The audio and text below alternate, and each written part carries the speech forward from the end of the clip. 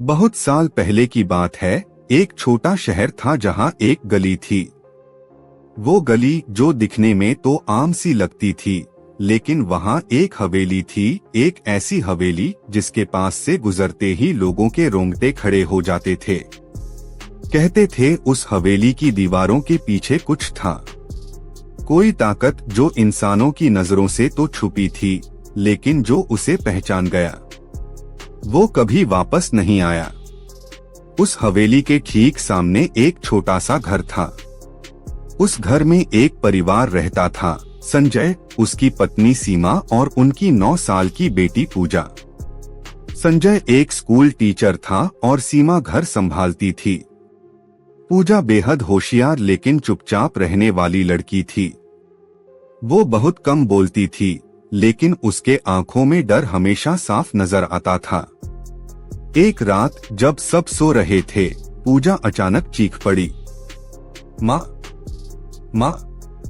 वो फिर से आया, वही आंख, पीली आंखें।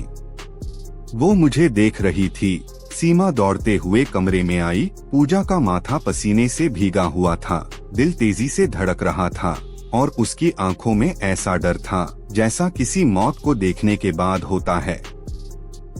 सीमा ने उसे सीने से लगाया, बेटा, ये सब सपना है, बस सपना। लेकिन पूजा ने सिर हिलाया, नहीं माँ, वो असली है।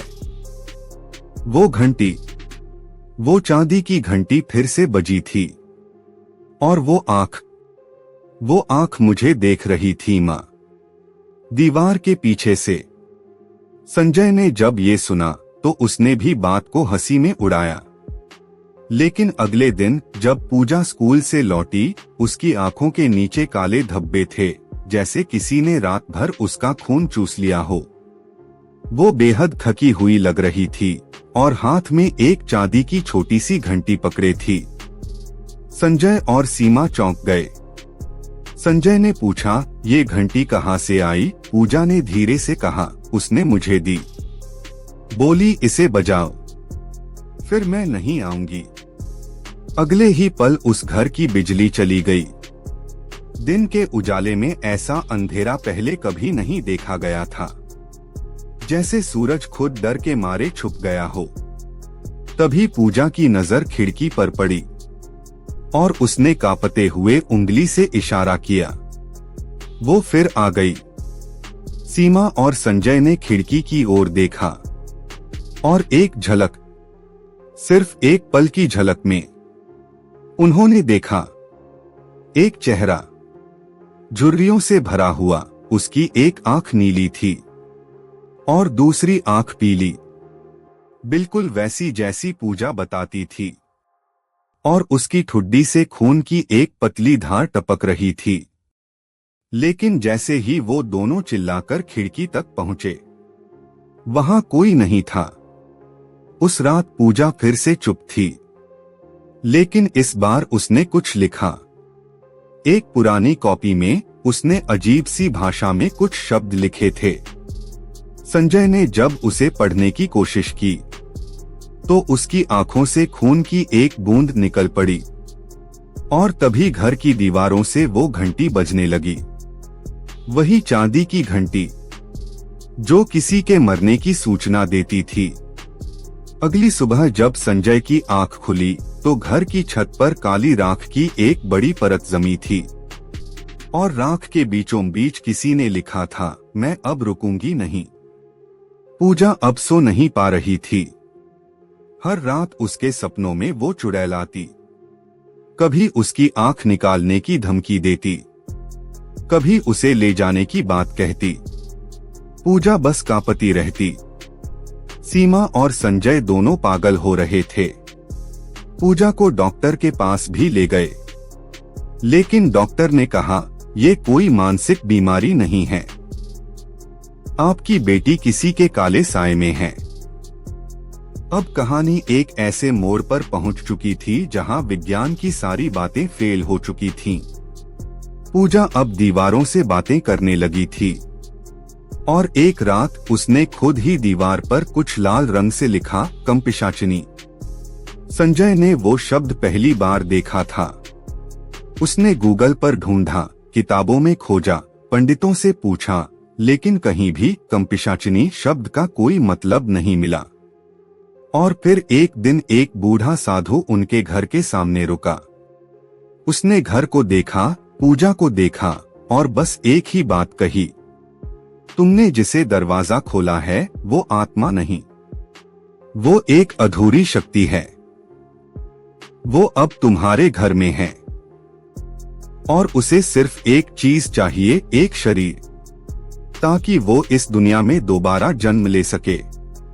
और फिर साधु ने जो बताया वो दिल दहला देने वाला था। उस साधु की रहस्यमयी बातों का सच, KMPISHACHINI का इतिहास, और वो सच जो पूजा के जन्म से जुड़ा है। उस बूढ़े साधु की आंखों में एक गहरी बेचैनी थी, मानो उसने पूजा को देखकर कोई ऐसा सच पहचान लिया था जिसे जानना हर किसी के बस की बात नहीं। उसने संजय और सीमा को एक तरफ ले जाकर कहा, जिस चीज को तुम लोग डर कहकर टाल रहे हो वो डर नहीं, वो बचपन का बुलावा है। कंपिशाचिनी किसी को यूं ही नहीं बुलाती। ये वो नाम है जो सिर्फ उन्हें याद आता है जिनका पिछला जन्म अधूरा था, अधूरा और अधमरा। संजय की आंखें फटी की फटी रह गईं। क्या मतलब है आपका?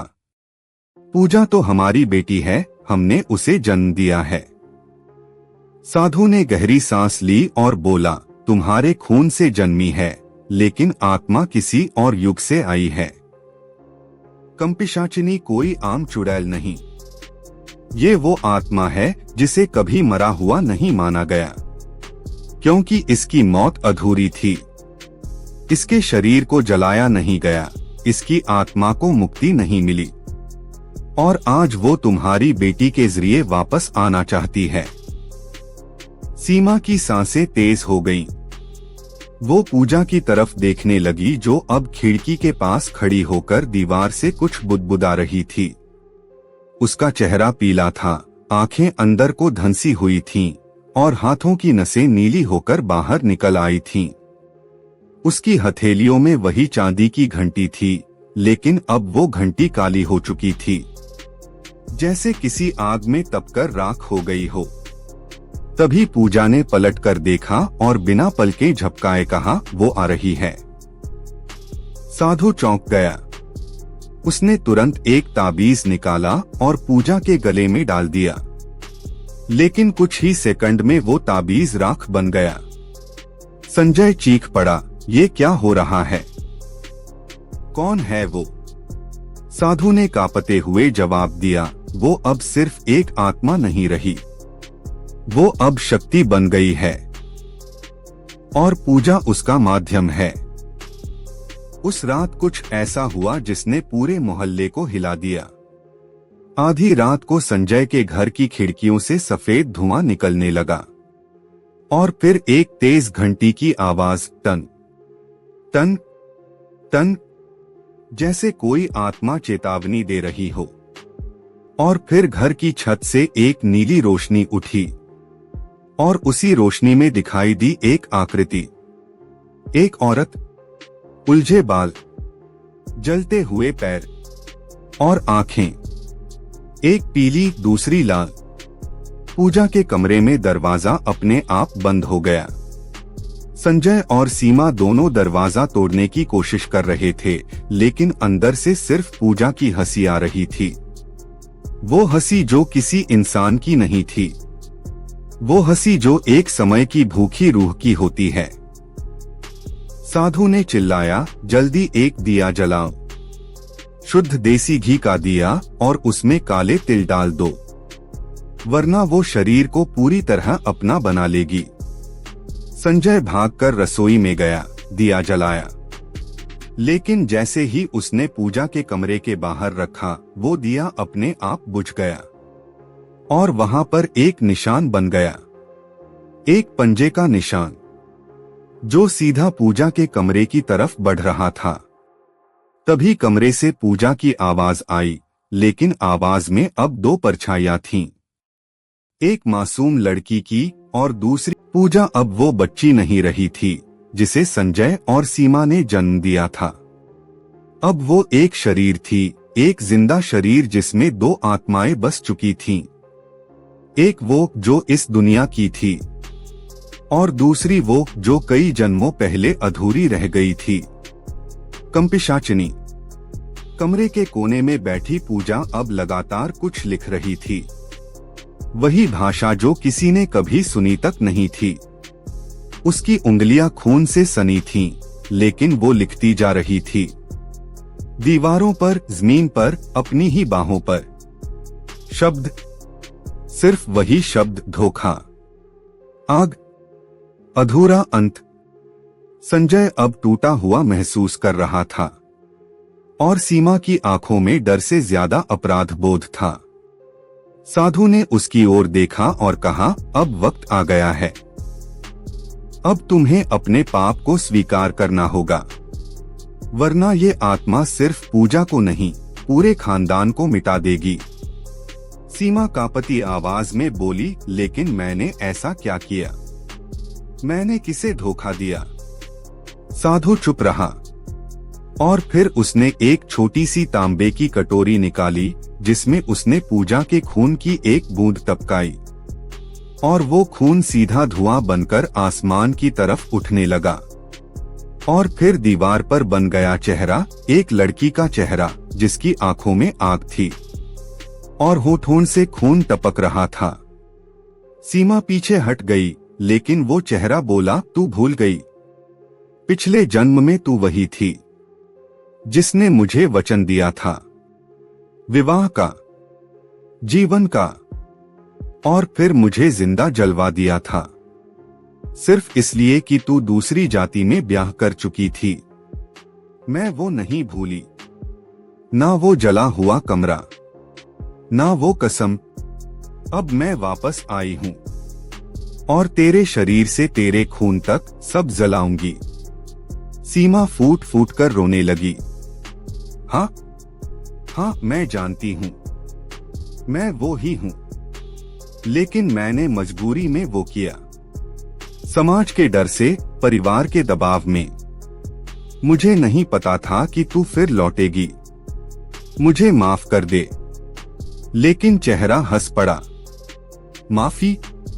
मौत से पहले का कोई अर्थ नहीं होता।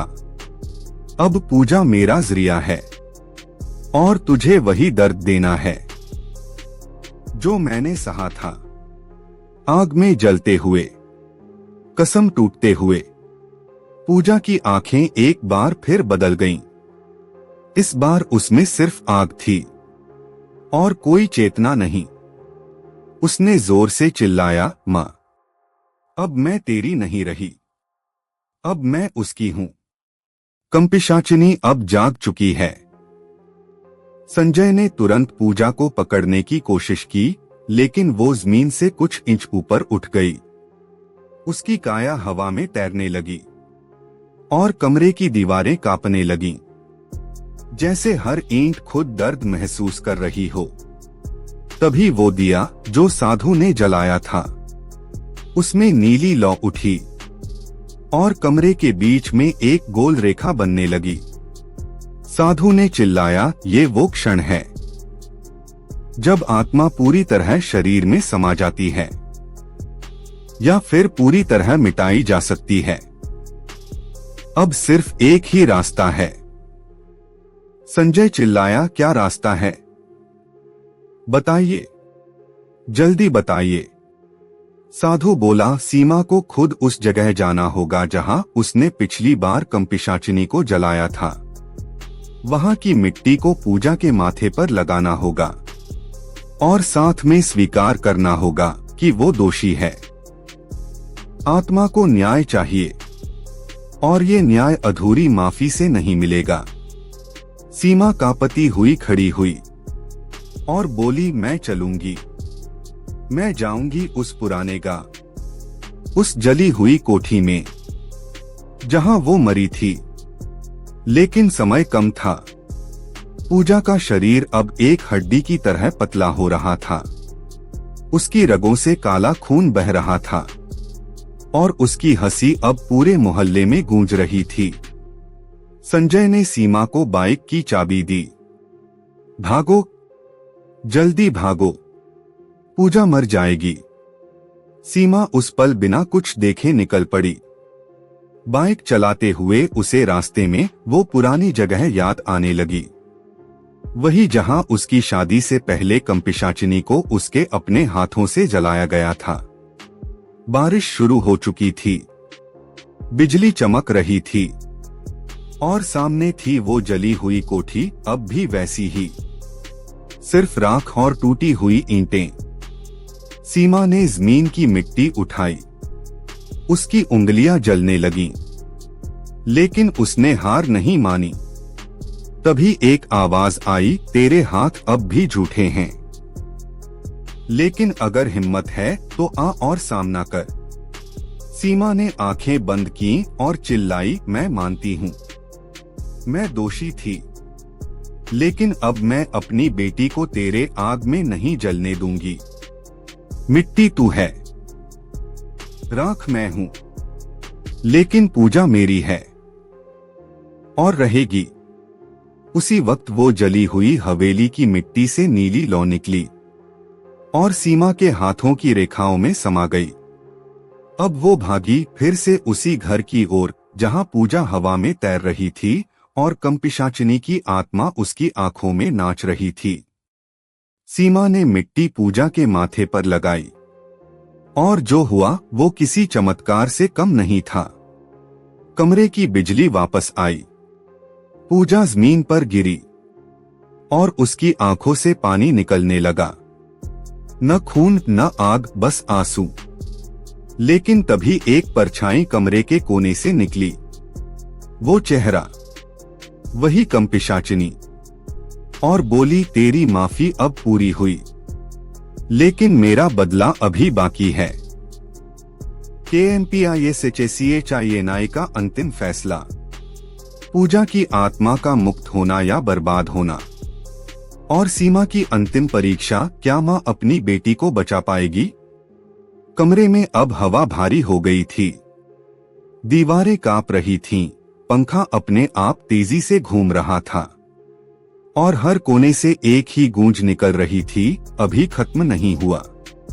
पूजा अब जमीन पर बेहोश पड़ी थी, उसकी आंखें बंद थीं, लेकिन पलकों के नीचे हलचल साफ दिख रही थी, जैसे दो आत्माएं अब भी लड़ रही हों। एक आज की, दूसरी उस जन्म की, एक बच्ची की, दूसरी पिशाचिनी की। और कमरे के कोने में खड़ी थी कंपिशाचिनी की परछाई, अब पूरी तरह सामने आ चुकी थी। उसका शरीर धुआं था, सिर उल्टा था, आंखें अब लाल और नीली की जगह काली थीं, बिल्कुल काली, जैसे अंतहीन अंधकार। सीमा उस आत्मा के सामने खड़ी थी, डर के मारे कांप रही थी, लेकिन अब उसमें वो पश्चाताप था जो सच्चे दिल से निकला था।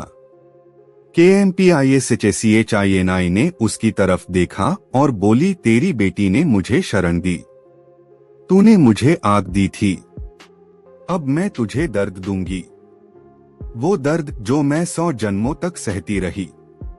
सीमा ने हाथ जोड़कर कहा, तू जो चाहे ले ले, मेरा खून, मेरी जान, लेकिन मेरी बेटी को छोड़ दे, उसका कोई कसूर नहीं। KMPISHACHINI हंसी, हर आत्मा अपने पुरखों के पाप लेकर जन्म लेती है। तेरी बेटी मेरी शिकार है, तेरी सजा है। और तभी पूजा की आंखें खुली, लेकिन अब उनमें न मासूमियत थी न डर, सिर्फ शून्यता थी, जैसे शरीर हो लेकिन आत्मा नहीं। संजय चिल्लाया, पूजा बेटा मुझे देखो। लेकिन पूजा सिर्फ एक शब्द बोली, मां। उस एक शब्द में जो आवाज थी वो पूजा की नहीं, कंपिशाचिनी की थी। आवाज भारी थी, टूटे गले जैसी, जलते हुए दिल जैसी। और पूजा अब फिर से हवा में उठ गई। इस बार उसकी गर्दन उल्टी घूमने लगी, हाथ पीछे की तरफ मुड़ने लगे और मुंह से धुआं निकलने लगा। सीमा को समझ आ गया